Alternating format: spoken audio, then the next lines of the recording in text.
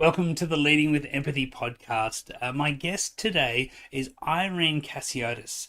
Now, Irene is a marketing guru, she's a branding expert, and she thinks very, very deeply about how do we bring our stories to life, our business stories and our branding stories, and how do we take those to market in a way that encapsulates everything that we mean when we say our words and when we communicate with our audiences. This is a really interesting and an opening conversation. Irene shares a lot about not only how she works, but how she got here and that journey she went on to really understand a bit more about herself and have her own self-awareness. Irene is a beautiful and generous person, and I'm sure you'll get a lot from this fascinating conversation. So please enjoy my chat with Irene Cassiotis. Hello, Irene. So good to see you. How are you today?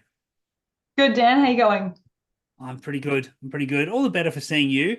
So, look, maybe for those who don't know you, tell us a little bit about the Irene Cassiotis story, where you are now, what you do, but how you got there as well. Wow. How much time have you Plenty. got? Plenty of time. Let's see if I can pick out the relevant parts. In a nutshell, I suppose.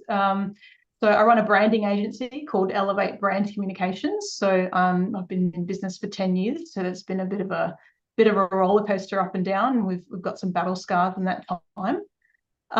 So from that as well, I guess if you're working backwards, I actually had a stint as a freelancer full time as well. So understanding the upgrade in mindset between freelancer and business owner was a pretty big jump for me as well. And then going, I suppose, back from that, my background is as a graphic designer. So I made things look good for a long time. I was actually employed for 5 years in a design agency.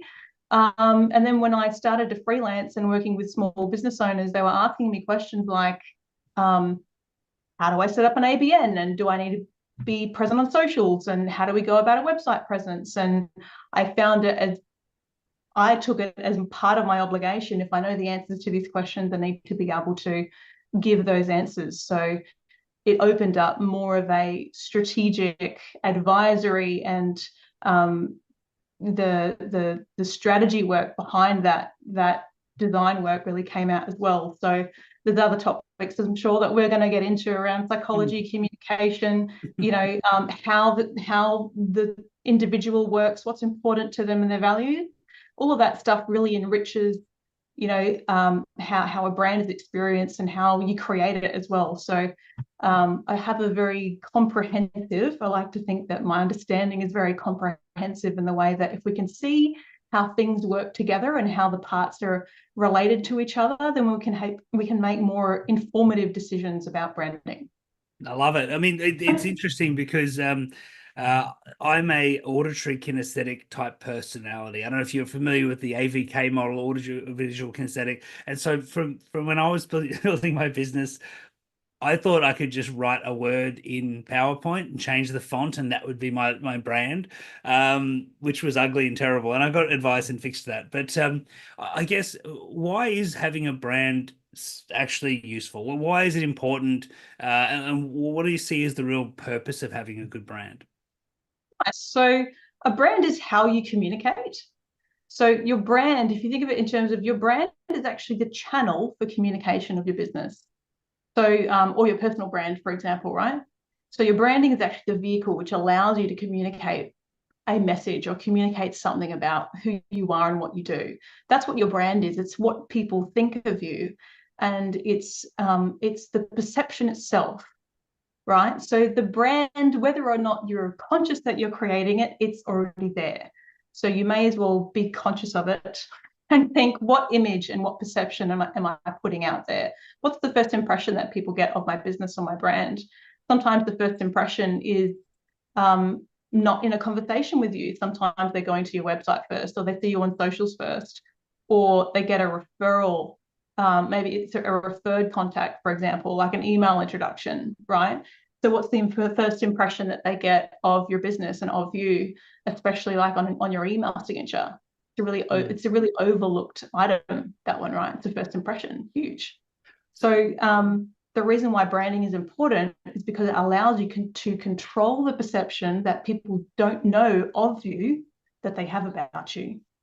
What got you interested in that? Why did you sort of fall into this space of not only, you talked about graphic design and drawing and making things look pretty, but that's more than making things look pretty, right? This is actually because if my brand is pretty, but I'm selling, hardcore motorcycles or something, I don't know what I'm trying to say there, but then maybe flowers and angels aren't the right pretty thing. You're talking about something. Why is that important to you? Why do you think we need to get that right? Yeah, so what I'm understanding about your question is about it's not why do we have to go deeper than the visuals? Is that what Yeah. your question is? Yeah. And how did you come to that position? I mean, you could have been, if you're a graphic designer, you could have been great at doing the design work, getting a good brief, and then doing what was asked. But this is more than that. You're sort of going, well, hang on, what does that mean? Why are we doing that? What drove you to make that transition, I guess? Yeah, nice. I'm typically one to look for the deeper meaning in things anyway.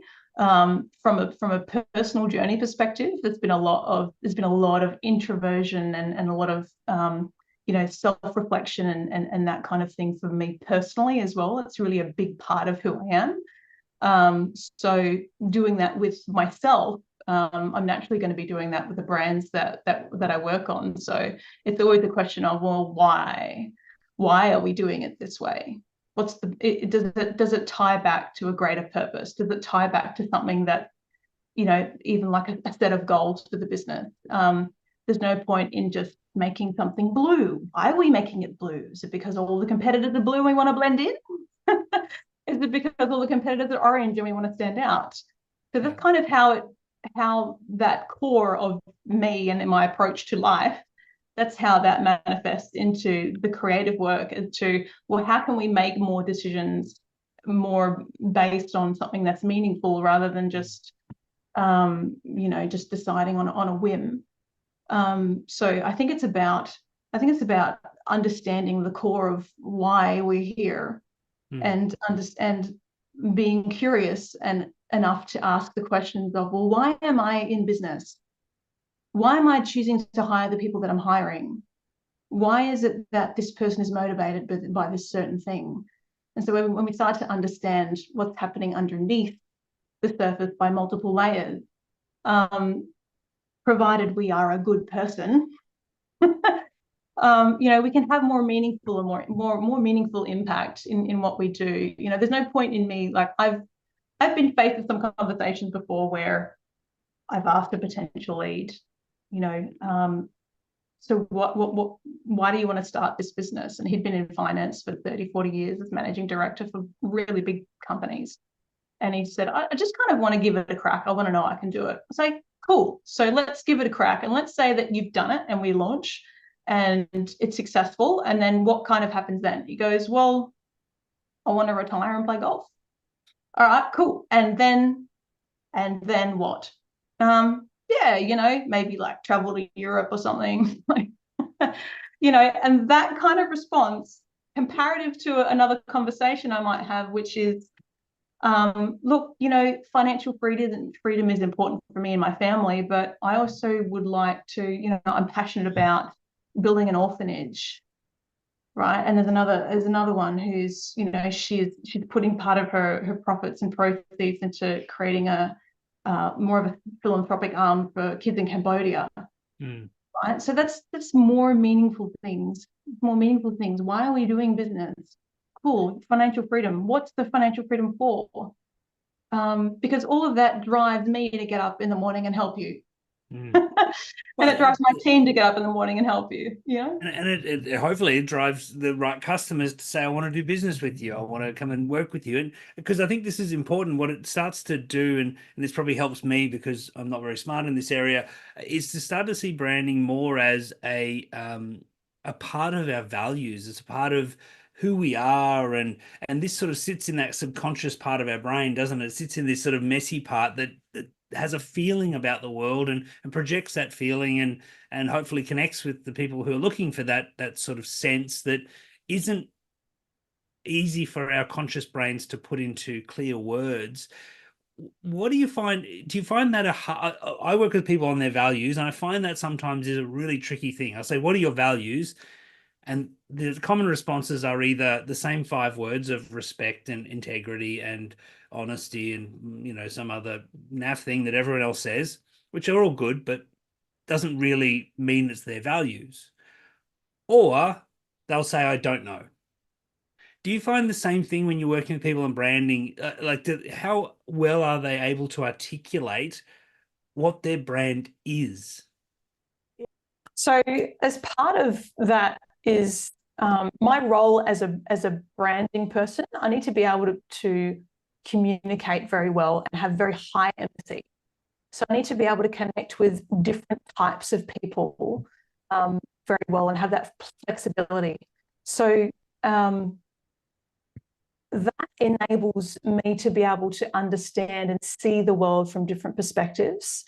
So the more that I'm able to do that, the more that I can communicate on behalf of other people if I understand how they're seeing the world. And it's also up to me as well to understand and be aware of any assumptions that I might be making on how they see it, and just fact checking certain questions. What I'm hearing is that you want to be in business and attract these kind of people because X, Y, Z. Is that right? And they'll say, yes, that's spot on. I can see from their reaction that they've said, yes, you've nailed it. Or they say, oh, I don't know if elevation is the right word.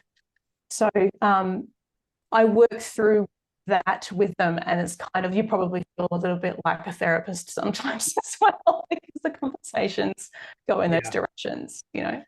Yeah, look, I think it's right. The values piece is a really challenging one when I work with leaders and individuals and groups, because we get fixated on words and whether they're nice words, but we're trying to describe something that's far more an emotional thought about, or emotional process around the certain topic.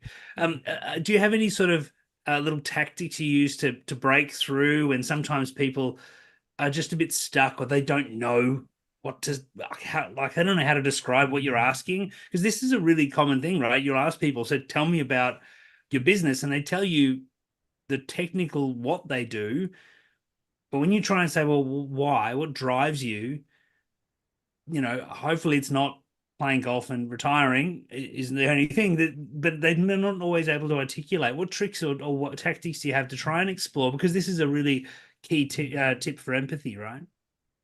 So what I found is that some people just don't really go that deep.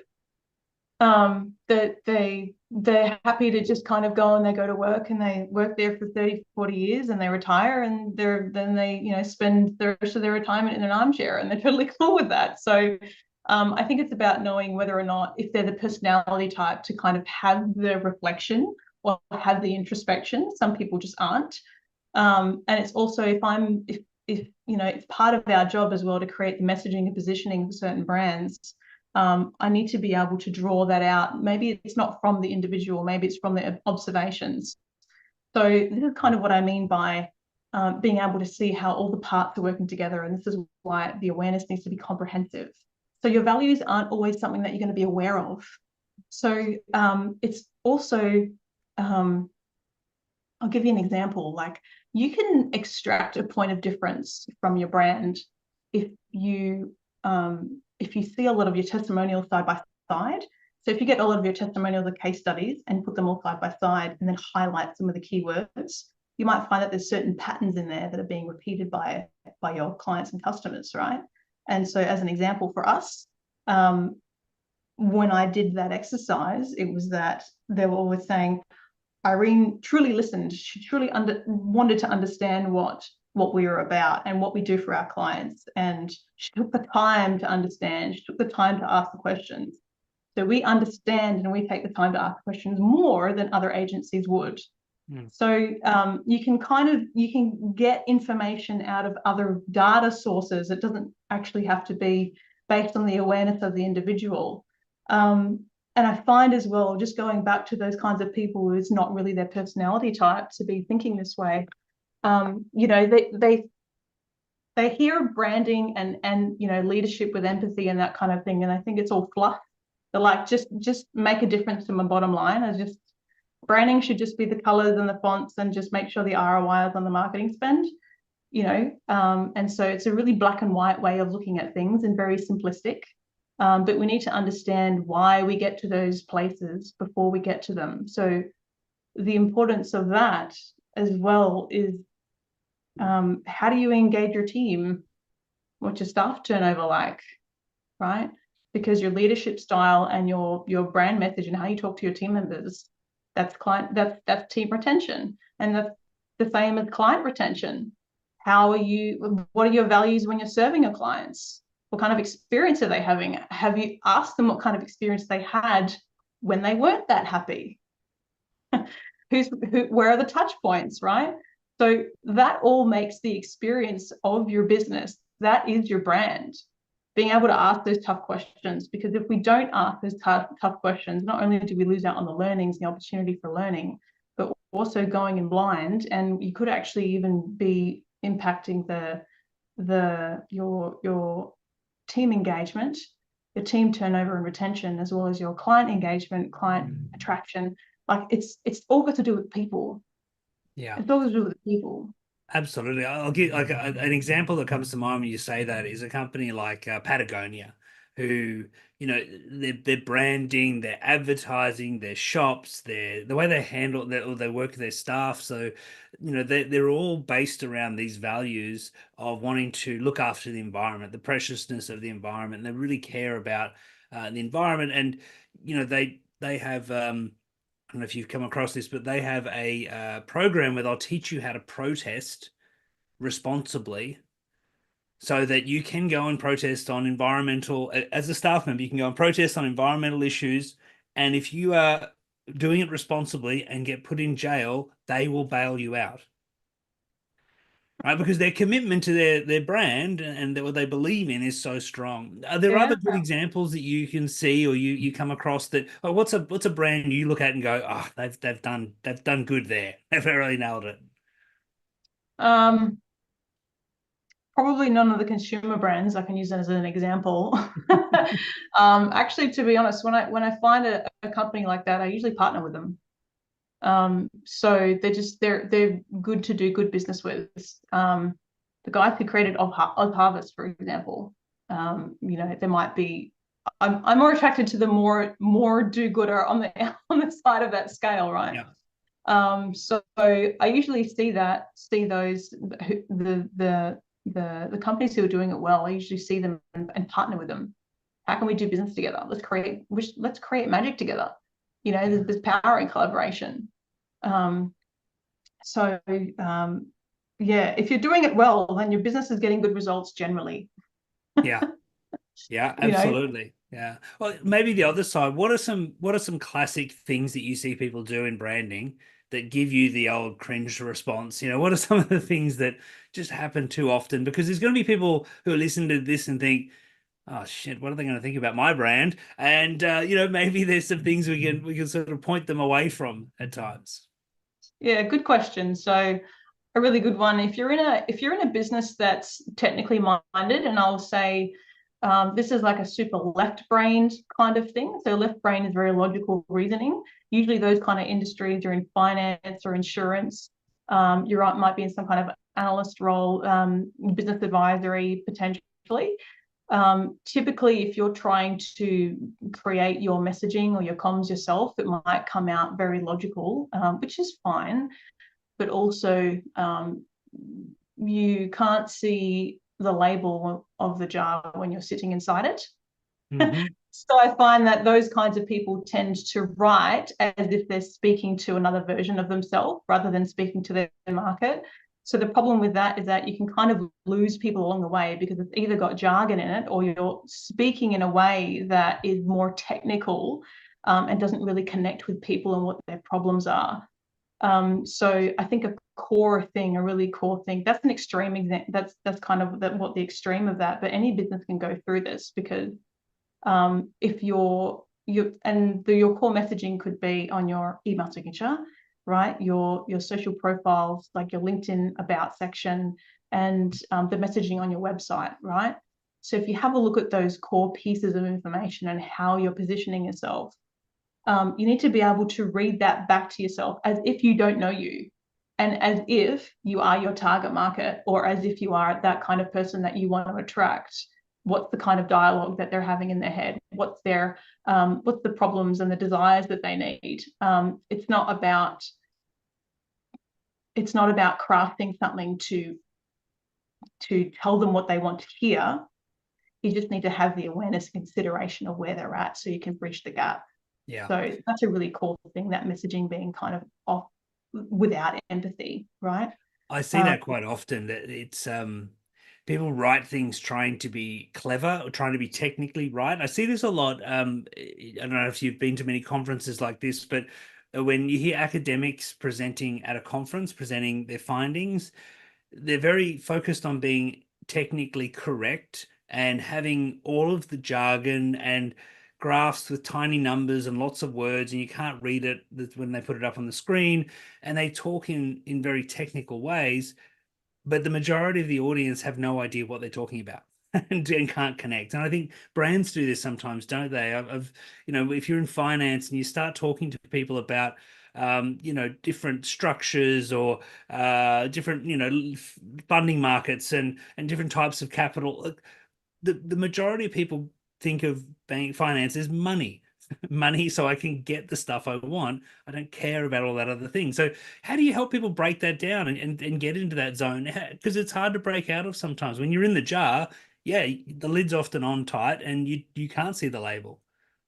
Yeah, it's about us. If you identify with this kind of person type, it's about asking yourself, why is this important for my market? Because that kind of person can also kind of get lost in explaining the model or explaining the type of process. So you can go and explain the type of process and do what you usually do, but then answer the question of, why is this important? Why is this important to you? Why is this relevant for a business of this kind of position? And so then if anyone has started wandering off, they can immediately go back to that question. Why is it important to me? I should be listening to this. Why is this relevant for my type of business in my kind of scenario? So long as you link it back to being relevant to the user or the reader or the listener or whoever it is, you can kind of manage that a little bit better. It's not about being somebody else. You don't have to change who you are. It's just about pivoting and managing that. Otherwise, it can get very easy to think, well, I have to craft who I have to be in order to be perceived a certain way. And then we become inauthentic. So it's a version of ourselves we think we need to be in order to attract the right audience or be a certain way. You don't need to do that. It's not what branding is about honoring the authenticity of who you are and being able to manage that amongst the awareness of all the other parts of the business as well. I think that's really vital because it's very similar when I think about empathy in this specific way. Empathy is not about me changing who I am to be something for you. It's not about you changing who you are to be something for me. It's about me understanding you so that we can build that connection and communicate more effectively together, interact more effectively, do business or whatever the case might be. And I think this is where the way you're describing branding seems like it's very much that. It is understanding them, our market, our people, the people we want to work with, so that we can communicate the things we want to say in a way that they can really absorb it well and understand it well. Yeah, absolutely. Yeah, you've nailed it. You could be in Beautiful. branding. No, but look, I think that's no, I'd be terrible at branding. But yeah, I think the core of it is very similar to the core of a lot of things we need to do better in the world, which is understand ourselves, do that deep work you talked about to understand what really drives us, and then try and understand what drives other people and build that bridge between them. And it sounds like that's sort of a big part of your job is actually building those bridges, right? Yeah, 100%. Yeah. A lot of what I'm doing is communicating, translating, building bridges. I'm translating a lot. A lot of people come to me saying, I know that I can't talk marketing. Can you make this sound good? I'm And not a copywriter, but it's part of it. It's part of it. Yeah. and look, I think that's an important differentiation because it also brings up the difference between why would I go, like I can go into ChatGPT and ask it to write me some content, right? I can ask it to design me some logos and branding. I can ask it to do a whole bunch of different email templates, for example. But the difference or the challenge is it's only what comes out is only as good as what I put in. And so, do you see AI as being uh, a competition, a tool to be used, irrelevant? How do you see this sort of, when you think about that you might have that as an opposition from clients, right? People saying, why would I go to Irene and pay her money when I can just get ChatGPT to do it? What say you on that topic? Yeah, well, it makes me laugh. Personally, That's it good. makes me laugh. Um, it makes me laugh because it's kind of like if I could create a metaphor for this, it's kind of like, well, I can build the Taj Mahal either by getting the appropriate people who have been doing that for the past 10 years, um, or there's a bunch of free matchstick boxes on the side of the road. We could like we could create the foundations ourselves through the matchsticks and like, do you know what I mean? So it's another way of getting to the result. That's just because it's free and it's convenient doesn't mean it's kind of the right way to go. Yeah. So I think AI, and we use it in the business as well. It's an amazing tool, and I've used it on client work, and I've let them know that we've used it on client work as well. And it's always been good so far to create the foundations of creation. So it's usually coming at the kind of the end side of the strategy work. Like it's good for ideation and for creating some kind of foundational basis, but then you kind of need more of the awareness of how all the parts are working together and Yeah. the skills of certain team members, for example, to bring in their perspective on things or bring in their expertise on things. Um, if only we could plug in AI into our brains and just have another version of us, not based on prompts, but based on those things. It's a bit of a scary thought, but Don't you don't know, don't tempt. Elon will do it. don't Don't get tempt him. let's not plug in too fast, right?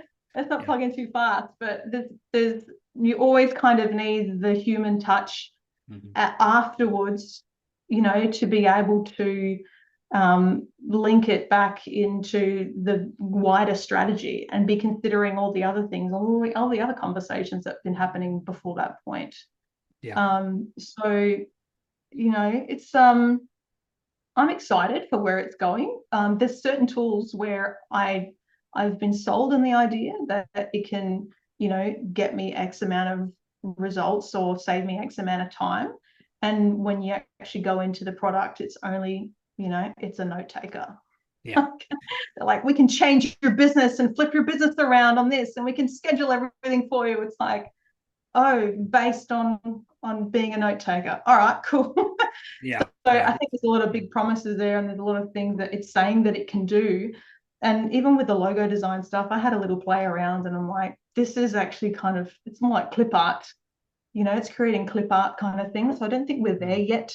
I don't think we're there yet. But I think, and I've told my designers as well, I say to them, have a look at being more strategic in the Yeah. work that you're doing. You can't just be creating graphics, because sooner or later, Illustrator is going to have a AI prompter Yeah. straight into the program, Yeah. right? Absolutely. Absolutely. And I think you're right. It's if you can't articulate the subconscious beliefs that sit under your brand, if you can't tell ChatGPT any of that, then it's got no chance at doing that work. And what you do is more of helping that discovery and uncovering, and then piecing all these pieces together. So there's that really nice consistency. And again, I've seen people who've clearly used ChatGPT for certain bits of text because you'll read them and go, "That's nothing like you.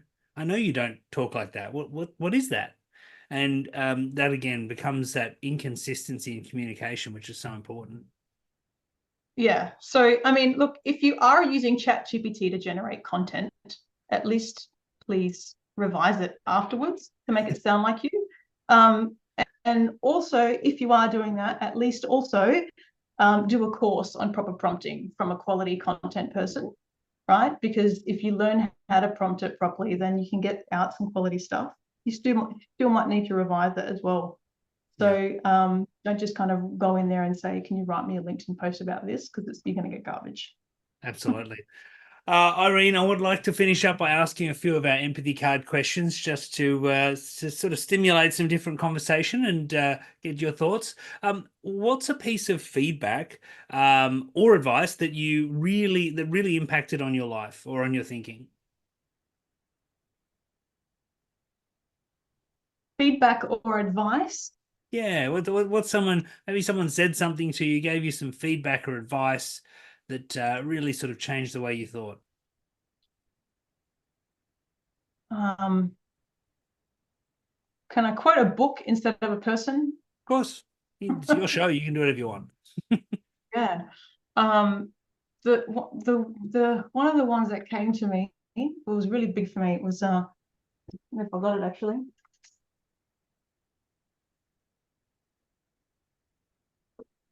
This book was huge for me when I read it at the time. It's all about timing. No mud, no lotus. Okay. So in Oh, this book, yes. this is written by a Buddhist monk, right?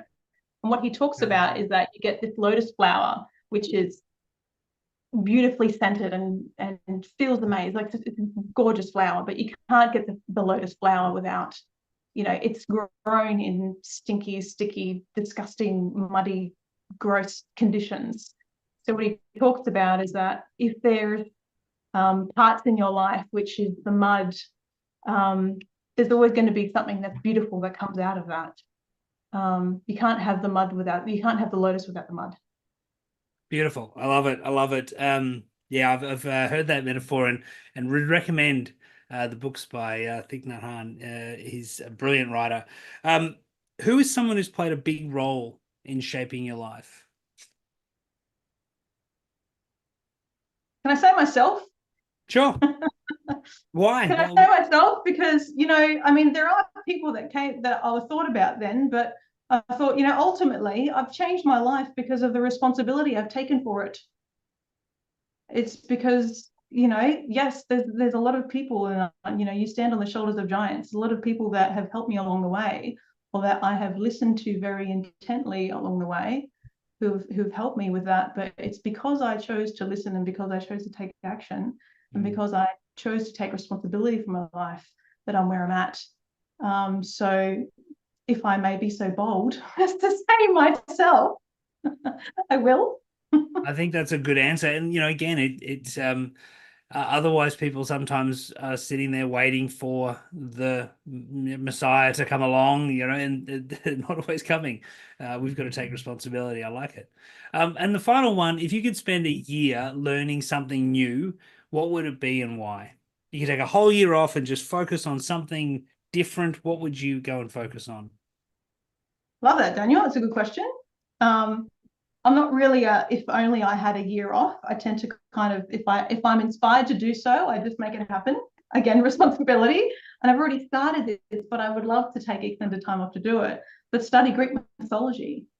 Greek mythology for me is really fascinating, and seeing how, there's a lot around the Greeks that they created, and that's part of been, adopted through different countries and society and things like that. And I thought history was really boring growing up. So it's a really undiscovered territory for me. So Greek mythology has been really interesting for me lately as well. So I would study Greek mythology because I feel like I would be able to understand the world better, and some other things as well. So yeah, Interesting. I think there's a surprise. good Stephen Fry wrote a nice book, I think, on Greek mythology, if I remember correctly. But there's lots of it out there, and again, it probably taps into some of the heritage and some of the things that you're passionate about deep down. Irene, it's been a real pleasure chatting to you. Thank you so much for being on the podcast, and we'll put a link to you and your business in the show notes so that anyone can get in touch. Should they reach out on LinkedIn, send you an email, carry a pigeon? How do you like us to reach out if we need some help with branding? Yeah, carrier pigeon is preferred, right? But if you don't have one of those, LinkedIn is perfect. LinkedIn is Okay. great. I'm on there all the time. It's awesome. Thanks, Daniel. Beautiful. I should start a business called Carrier Pigeon just to make my jokes funnier. All right. Thank you so much, Irene. A real pleasure talking to you, and we'll speak to you soon.